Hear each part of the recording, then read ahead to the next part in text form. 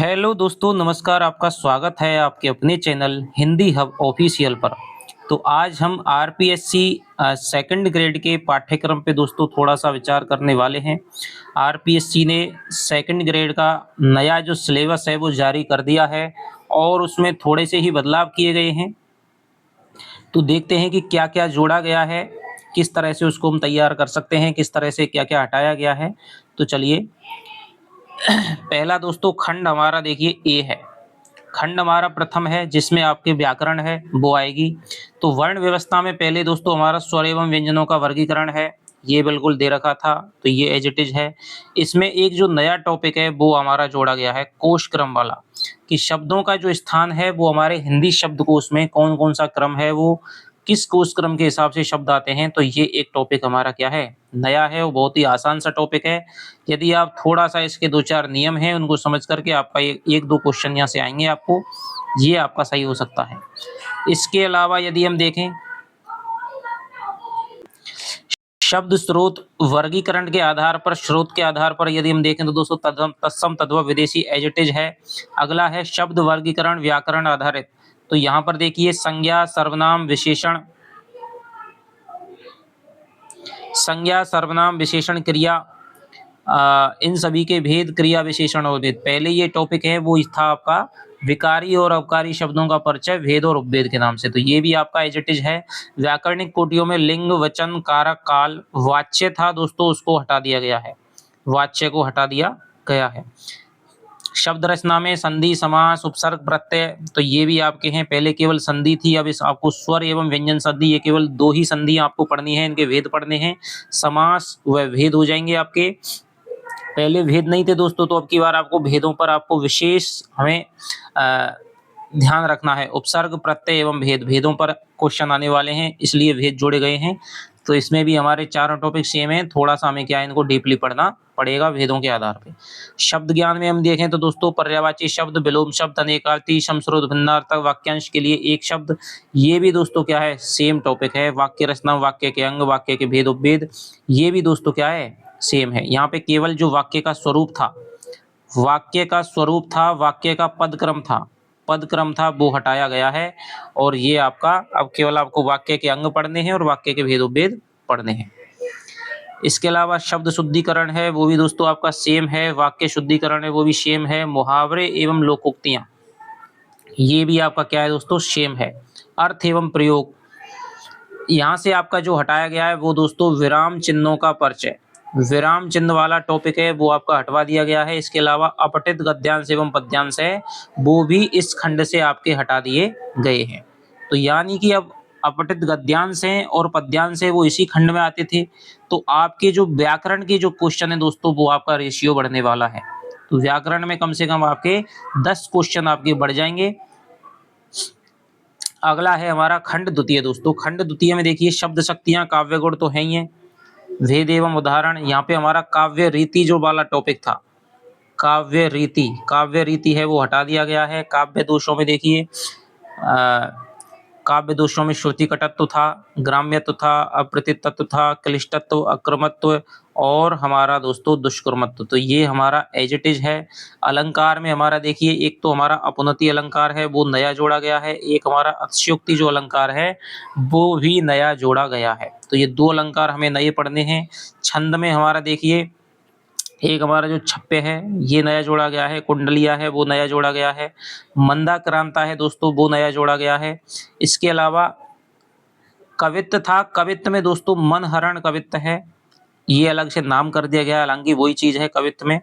और एक मतगयन सवैया है वो हमारा नया जोड़ा गया है। पहले केवल सवैया थे, सवैया के सारे भेद होते थे उसमें, लेकिन अब हमें केवल एक पर्टिकुलर सवैया पढ़ना है, वो है मतगयन सवैया। तो इसमें भी कोई ज्यादा चेंज नहीं हुआ है दोस्तों। इसमें से आपका हटाई है रस का स्वरूप, रसावयव, रसभेद, ये भी जो टॉपिक है वो आपका एज इट इज है। अब हिंदी साहित्य का इतिहास है, पूर्व आधुनिक काल से नामकरण और काल विभाजन, आदिकाल, भक्तिकाल, रीतिकाल, काव्यधारा, प्रमुख प्रवृत्तियां, रचना एवं रचनाकार। अब देखिए पहले क्या है, पहले विभिन्न कालों के कुछ कुछ मुख्य मुख्य आपके प्रमुख रचनाकाएं और रचनाकार हैं। तो वो भी दोस्तों क्या है, नामकरण और काल विभाजन है। ठीक है, आदिकाल, भक्तिकाल, रीतिकाल। तो प्रमुख रचना रचनाकार ये भी दोस्तों क्या है, एज इट इज है। पहले लिखा होता था कि प्रमुख रचना एवं रचनाकार, अब यहाँ नीचे दे दिया गया है काव्य धाराएं, प्रमुख प्रवृत्तियां, रचना एवं रचनाकार। तो इसमें भी कुछ ज्यादा बदलाव नहीं हुआ है दोस्तों।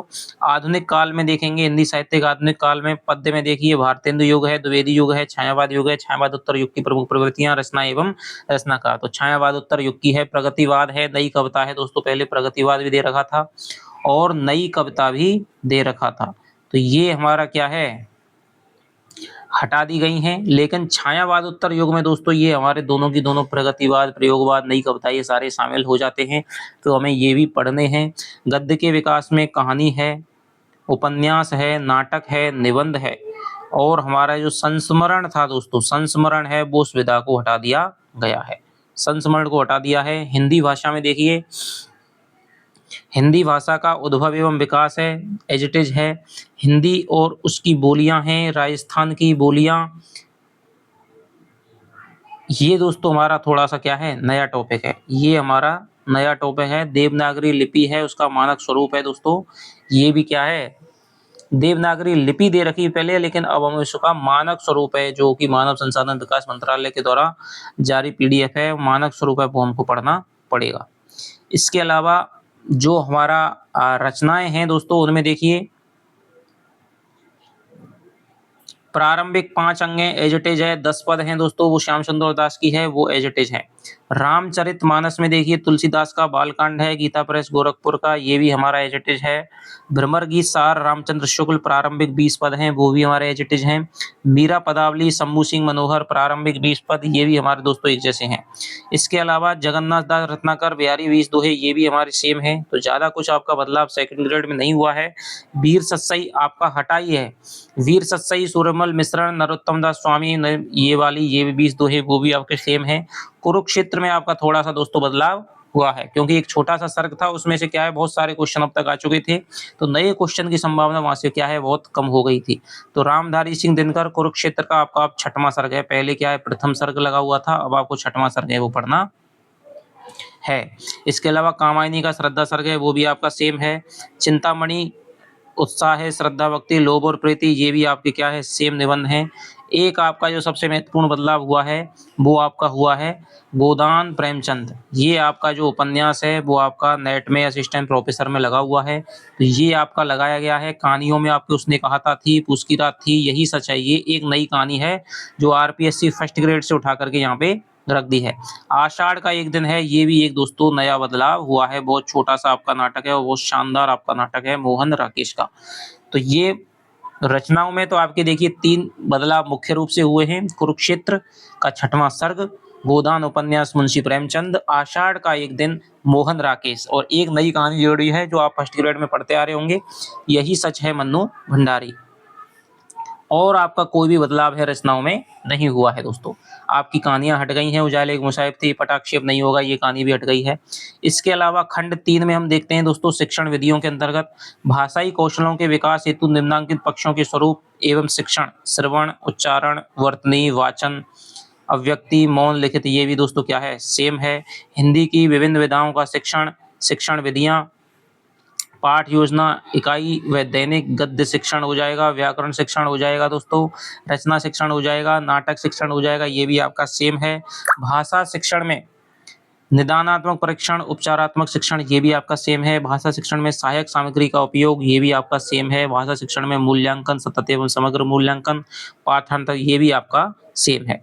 तो आरपीएससी ने दोस्तों बहुत क्या है बदलाव तो किया है, लेकिन बहुत ही छोटे स्तर पे आपका बदलाव किया है। आपकी चीजें हैं वो कई सारी हट गई हैं। उसके आधार पे आपका व्याकरण में तो आपका एक तो कोशक्रम वाला जुड़ा है, इसके अलावा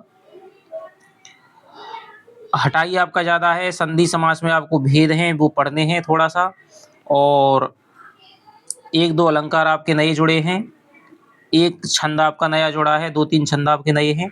इसके अलावा आपके रचनाओं में ही आपका थोड़ा सा बदलाव है वो हुआ है, तो आपको ज़्यादा भी टेंशन लेने की ज़रूरत नहीं है। आपको हिंदी अब ऑफिशियल पे आपकी रचनाएं हैं वो आपको सबसे पहले करवा दी जाएंगी। अगली अगली क्लास में हम आरपीएससी फर्स्ट ग्रेड के पाठ्यक्रम पे चर्चा करेंगे कि उसमें क्या-क्या बदलाव हुआ है। तो ये था आपका आरपीएससी सेकंड ग्रेड का न्यू सिलेबस और मेरा हिसाब तो ये है कि इनको रचनाओं में आपको विशेष बदलाव है वो करना चाहिए था। जैसे कि बिहारी रत्नाकर के 20 से 50 दोहे तक दे दिए। तो इस तरह से क्या है कि नए पढ़ने वाला जो बच्चा नया जो तैयारी कर रहा है, उसको क्या है थोड़ी-सी राहत मिल जाती है क्योंकि जो पुराने पढ़े हुए होते हैं, इससे कट ऑफ है वो विशेष रूप से पेपर कितना भी कठिन आया हमें नए वाले लगता है कि पेपर विशेष कठिन आया, लेकिन जो पुराने बैठे हुए हैं दोस्तों उनके लिए कोई भी कठिन नहीं होता है। तो कट ऑफ है वो हमेशा विशेष रूप से ज़्यादा जाने की संभावना रहती है और अच्छी तरह से मूल्यांकन नहीं हो पाता है। किसी को बहुत सारा टाइम मिला हुआ है पढ़ने का, कोई बहुत कम तैयारी में। तो हालाँकि कोई नहीं है, बहुत कम तैयारी में भी अच्छी सफलता पाई जा सकती है। तो ये आपका अच्छी तरह से नए टॉपिकों को आपको 2 5-7 दिन के आपके 10 दिन के मुश्किल से आपके टॉपिक हैं। मुख्य रूप से तो आषाढ़ का 1 दिन और गोदान है, जिसके हमें प्रश्नोत्तर हैं वो करने हैं। और तो आपका सेम सिलेबस है, कोई चेंज मान लीजिए है ही नहीं। तो चलिए आपसे मिलता हूँ अगली वीडियो में, तब तक के लिए दोस्तों बाय-बाय। जय हिंद, जय भारत।